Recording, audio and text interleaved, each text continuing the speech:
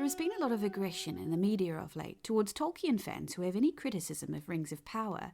Their criticisms somehow are not valid because apparently their judgment must be clouded by their inherent preconceptions and the biases instilled in them from having had their minds corrupted by the words of the great professor.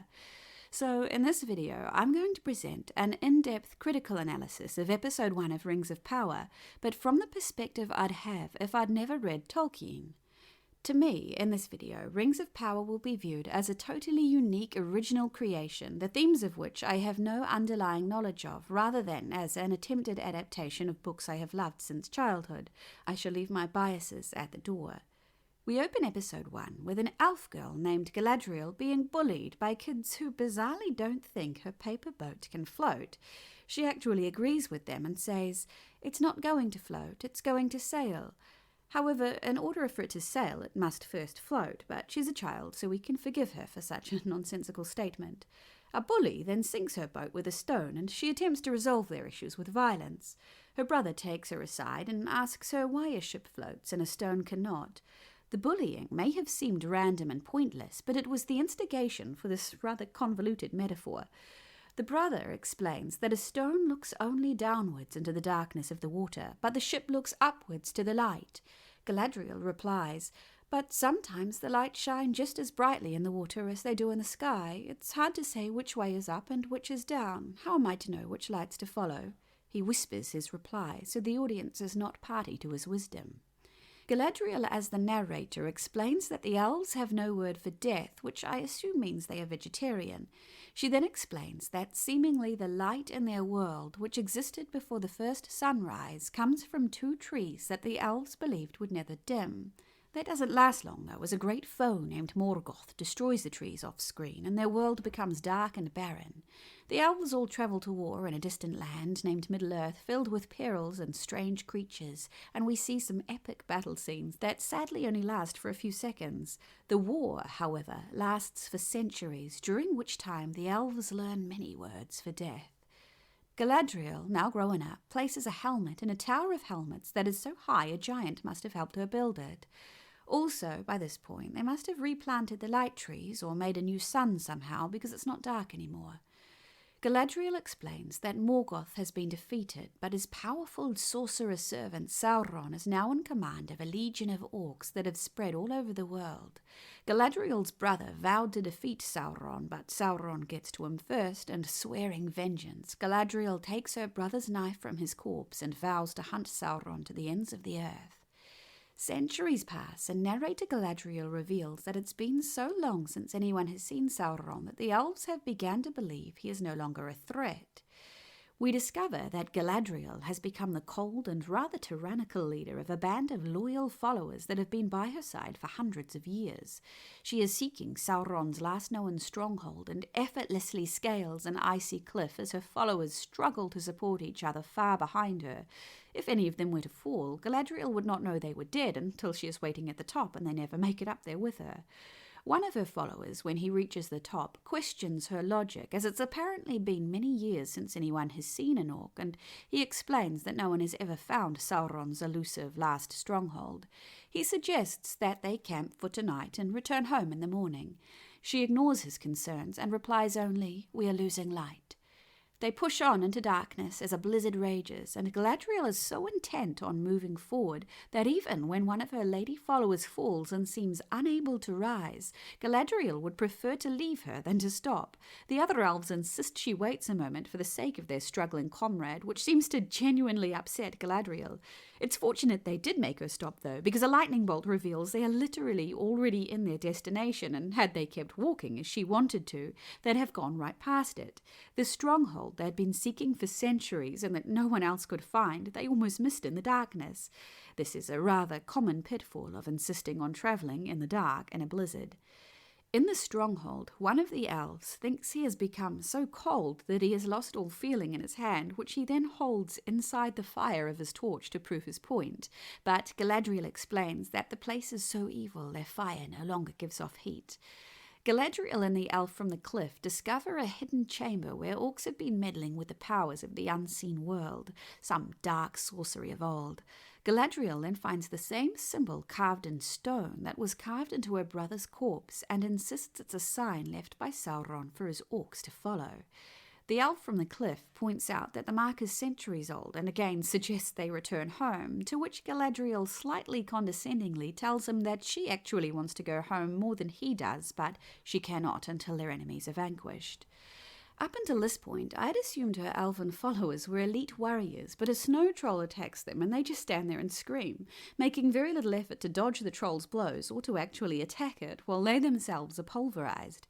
Fortunately, Home Elf knows how to fight a troll though, and he does a cool spinny move, then literally catapults Galadriel off his sword onto the troll. Galadriel then does ninja moves and very easily slays the troll in seconds. If the troll is that easy to defeat and the other elves couldn't even injure it, I'm assuming her and Home Elf must be the only two who ever had any battle experience or even raised a weapon in their own defense. She then turns to address her surviving followers, and even though we can still hear its blood spurting, the troll is suddenly gone and everyone is holding torches instead of swords. I'm assuming it's actually a later time and the transition was just confusing. Galadriel insists they need to carry on further into the frozen wastelands, even though they've already found Sauron's last known stronghold. But Home Elf insists they need to go home and consult with their High King. Galadriel, per usual, coldly dismisses him and informs her followers they'll be continuing at first light. Home Elf then decides to mutiny by laying down his weapon at her feet. I thought he was going to fight her for a second, which would have been fun to watch, and the other elves follow suit. They've been serving her for literally centuries, followed her into frozen wastelands and almost certain death, given that they clearly have very little battle experience or self-defense skills between them. And she cannot give them a kind word or even pretend to take any of their concerns seriously. I'm honestly surprised it took them this long to give up on her. We are now introduced to seemingly nomadic nature dwellers named Harfoots who spend their days hiding from humans. 2 female Harfoots are sneaking into a berry patch with a bunch of kids, and one cartoonishly falls face first into a muddy puddle. If I'd read Tolkien's books or watched the Jackson movies, I'd compare these two to Jackson's versions of Merry and Pippin, but I haven't, so we'll just agree that they're the show's comic relief and leave it at that. The group of Harfoots are being surreptitiously watched by a mysterious large wolf creature who is either a vegetarian or not hungry, as for whatever reason it doesn't try to gobble any of the Harfoots, despite being at least twice their size. Interestingly, these people speak the exact same language the elves have been speaking since the start of the show, which is also the same language the human hunters were speaking when we first saw the Harfoots hiding from them. It's good to know everyone is so connected culturally, despite such vast distances between them, that they'll be able to understand each other as the show progresses. We now meet an elven herald named Elrond, whose lack of importance is immediately established when an elven woman approaches him to inform him that he's not welcome at the next council meeting, as he is not a lord and only lords are invited. His character seemingly exists, in this episode anyway, solely to be demeaned by women. His friend Galadriel arrives and they greet each other warmly in what appears to be their own native language. It would be a deeply immersive experience if all the elves spoke this language when alone together, but I'm assuming the author who wrote the book this is apparently based on neglected to invent a fully fleshed out elven language. What a shame, because it would have been a unique touch to this very expensive show. Galadriel almost immediately starts berating Elrond and demands a meeting with the High King as she wants a new company to lead back into the frozen northern wastelands. Elrond explains to her that it wasn't her company defying her, but she who was defying her king, who has chosen to be magnanimous this time and honour her for her accomplishments rather than dwell on her insolence, but that he may not be so forgiving next time. Galadriel ignores Elrond, which seems to be her default mode, and asks instead if he's going to arrange an audience with the king or not. There's now another interlude with the Harfoots, and the main one, Nori, is apparently spending too much time wondering what's out there in the world and worrying that there's trouble down south for some reason. Her mother explains that the Harfoots are but ripples in a stream and free from the worries of the world. They need to mind their own business and to keep to themselves, to keep each other safe, and that's all that need concern her. I now learn that I was wrong about the Elven Company, and they are indeed all valiant warriors of the highest order, as the High King places crowns of gold leaves on their heads and speaks of their many valiant accomplishments, slaying enemies and ridding the world of evil over the centuries. The king has decided that the shadow of evil has indeed been vanquished, and Galadriel looks as though she may punch him before finally bowing her head and allowing herself to be crowned. Homelf finally sees his ultimate wish fulfilled when the king announces that as a reward for their courage they shall be granted passage back to Valinor from whence they originally came. Homelf, at last, gets to go home. After the ceremony, Elrond brings Galadriel a glass of wine to celebrate, and rather than thanking him, she asks him if he's just going to stand there breathing like an orc. She then informs him she shall refuse the gift of the king and continue to hunt Sauron, and an argument ensues about whether Sauron is really gone or not. Galadriel becomes so angry that her lips physically snarl as she speaks at length about all the things she has seen that Elrond has not seen, the horrors she has endured and the darkness in her heart. But so far we haven't seen any of that beyond the troll that she dispatched in 4 seconds with the help of Homelf. Elrond rightfully points out that if she's wrong, she'll be leading more elves, whom she seems to view as cannon fodder, to die needlessly in far-off lands, and he seems to convince her that Valinor is a better place for her to begin healing, rather than her remaining in misery in Middle-earth. We now travel far to the south, to Manlands, where again everyone is speaking the same language, almost with the same accent even, as everyone else. Elves have patrolled the area for hundreds of years, as the humans there once sided with Morgoth, so need to be kept in line, as the elves believe the humans still have evil blood in their veins. Something is poisoning the surrounding lands, and a melancholic elf named Arundel wants to learn more about the corruption seeping into the earth. But High King Gil-galad has declared all evil as vanquished, even though no one actually vanquished any evil other than a frost troll, so all the elves stationed in the south can return to their homes. Arondir has a human love interest, and they are keeping their romance secret from everyone, even though everyone seems to know about it. The fact that he's been stationed there for over 70 years and would have potentially watched both his lover and her mother grow up from babies isn't weird enough apparently for anyone to address. His friend is more concerned that in all of history only 2 elf-human romances have been attempted, and both apparently ended in death. His lady friend learns the elves are leaving, and in what is possibly a final goodbye, she tells him, "Say what you need to say," and he replies, "I have said it before in 100 ways but words," which I suppose means that he thinks ogling her is enough, or have they actually been sneaking into the hayloft in her neighbour's barn all this time? Wait, is he actually her kid's dad?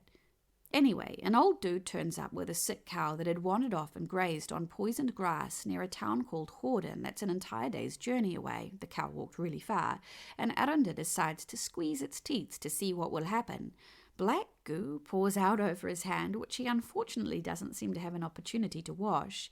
He sets off on a day's walk with no food or water to see what trouble is brewing in Horden, and the lady, whose name I don't know yet, decides to go with him, also with no supplies.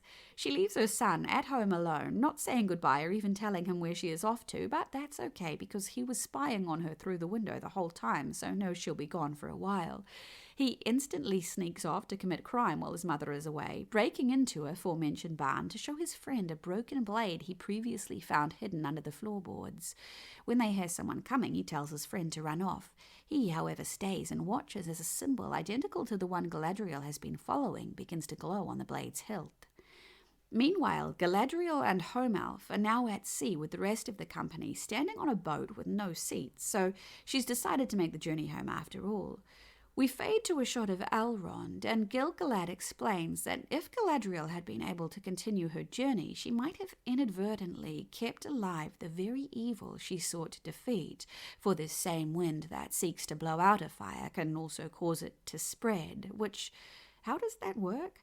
So he knows the enemy is still out there, but thinks that Sauron will just mind his own business as long as everyone leaves him alone.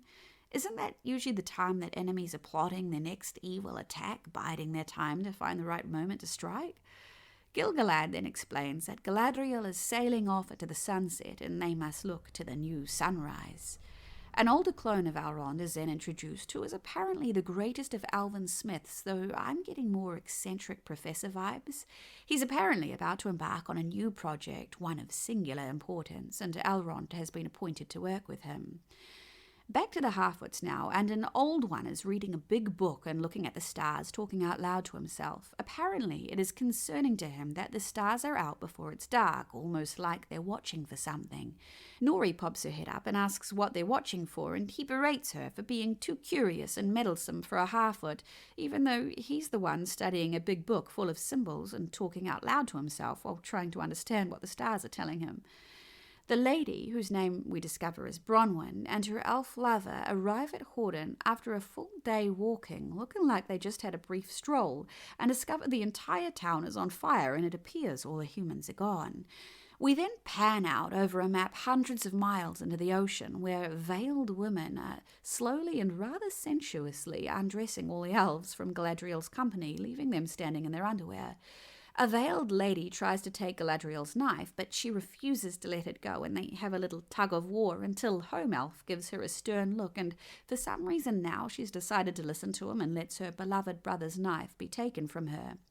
The clouds then part and light shines through, and magical birds fly out to circle their ship. The other elves then all start singing, and Galadriel looks around confused as though she doesn't know what the words are. Elrond had said earlier in the episode that all elves know the words when it comes time to sing the song. The other elves all begin stepping forward into the light, but Galadriel looks back at her knife and hears her brother's voice echoing with those poignant words, "Do you know why a ship floats but a stone cannot?" Elsewhere in Middle-earth, a meteor is shooting across the sky, and Galadriel begins to step back away from the light as her companions reach their hands out towards it. Home Elf, for whatever reason, is intent on trying to take her home with him, so reaches out to try to take her hand. She thinks about it, despite the fact that she seemed to hate him for the entire episode, but remembers asking her brother how one can tell the difference between the lights in the sky and the lights reflected in the water, and she hears his whispered answer echoing in her mind, the one we originally weren't party to. "Sometimes we cannot know until we have touched the darkness." She abandons Home Elf, grabs her knife, and leaps over the edge of the boat into the middle of the ocean, hundreds of miles from shore, as at the same time the meteor strikes the earth near Harfoot land. Nori witnesses the impact, which fortunately for her doesn't evaporate everything within the near vicinity the way an average meteorite would, and she slowly approaches to find a man lying in the still burning impact crater. We seem to see the shape of a great fiery eye around him. Either he was walking by and the meteor hit him and then it evaporated, or he was the meteor. He fortunately retained his underwear either way, but is otherwise completely naked. Galadriel is left in the ocean to swim back to shore, which should take her about a year if she doesn't get eaten by a shark on the way. On to my conclusion and thoughts. So, I have now reviewed Rings of Power Episode 1 without referencing any changes from Tolkien's writings and with no reference to the quality of adaptation or lack of adaptation. There's suspension of belief, then there's having to completely switch your brain off for the story to continue to make sense. Again, completely removing Tolkien from the equation, here are some of the things one has to completely overlook in order to make it to the end of the episode. Why would the bullies be so certain a paper boat couldn't float? Paper floats on water until it gets too soggy. I missed this part in the review, but after the bully sank her boat with his stone, he said, "See, I told you it wouldn't float." But it did float. The kids all just chased it down the stream while it was floating.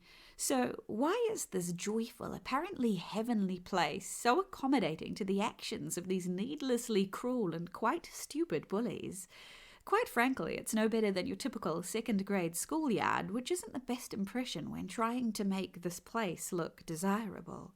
While I liked Galadriel's brother and wish he'd had more of a part, because to me anyway, he's an intriguing character and the actor was very engaging, stones sink because, in general, their density is greater than that of water, and their shape combined with that density is not generally conducive to flotation. Ships, on the other hand, while also dense, are shaped and designed to be able to float. I know it's a metaphor that's intended to tie into Galadriel touching the darkness when she jumps off the ship into the water, but you have to not think about it for it to work. I mean, aside from everything else, it's very easy to tell the difference between lights reflected in water and lights in the sky. But I'll let it go because they're elves and they do things differently than us. Moving on, how did Galadriel build that giant helmet tower? How did they get the sun back? Why is Galadriel so consistently cold and dismissive and aggressive, even to people who are meant to be her friends? People seem like pawns to her, something she can use as a tool to meet her own ends, rather than individuals with their own thoughts and feelings. This wouldn't be as much of an issue to me if she was intended to be interpreted by the audience as a tyrant struggling with her inner demons. But I think we, the audience, are expected to love her in the same way all the characters do, merely because she is Galadriel and she can beat trolls quickly and wants to avenge her brother. But what about kindness and caring and respect for those who followed you for centuries, ready to risk their lives to help you reach your journey's end? If Elrond was behaving the same way as she is, would we be expected to love and adore him in the same way we seem to be expected to love and adore Galadriel? I'm not meant to be referencing Jackson's films, but in The Fellowship of the Ring, even Samwise did a better job of dodging the trolls' blows than the elves in Rings of Power. The Fellowship worked in unison to bring the troll down, even though they were also fighting multiple orcs at the same time, and even Merry and Pippin played an integral part in defeating it.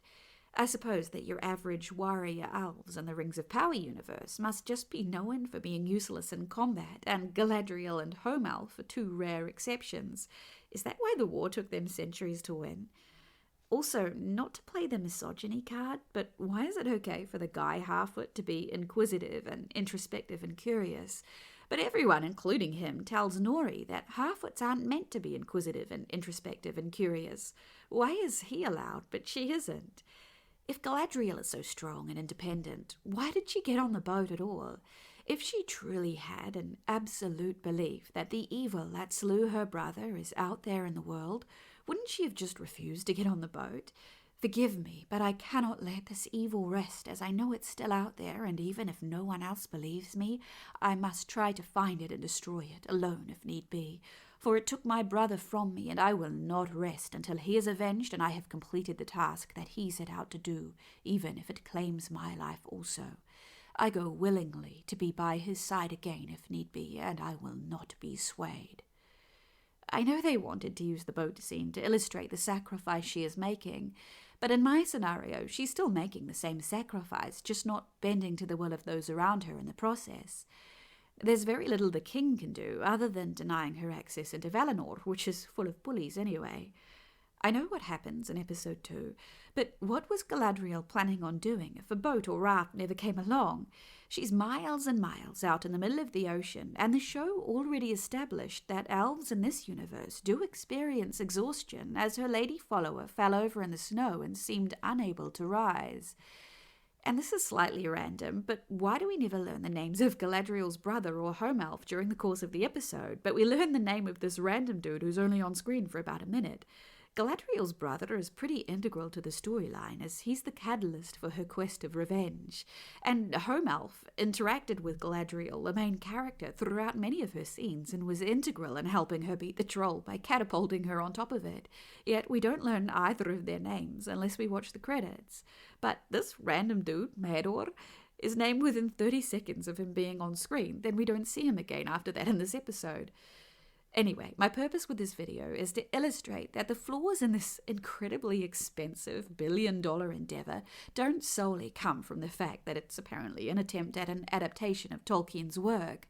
You can completely remove Tolkien and you're still left with something that feels quite amateurish in many respects if you apply any deductive reasoning at all to a lot of what's happening on screen. And the issues in this episode are minor compared to what happens in episode 2. I have reviewed episode 2 in the same way, a slightly satirical, critical analysis from the pretend perspective of someone who has never read Tolkien in order to judge the show for its own merits and flaws rather than as an adaptation. I'm editing that video now and won't watch episode 3 until my episode 2 review is up, and I'll continue to do one of these for each episode unless the show becomes too unbearable to watch. If you have a comment or criticism or want to share your own perspective on Rings of Power, leave your thoughts in the comments section below and leave a like for the algorithm if you enjoyed this video. Thank you for watching.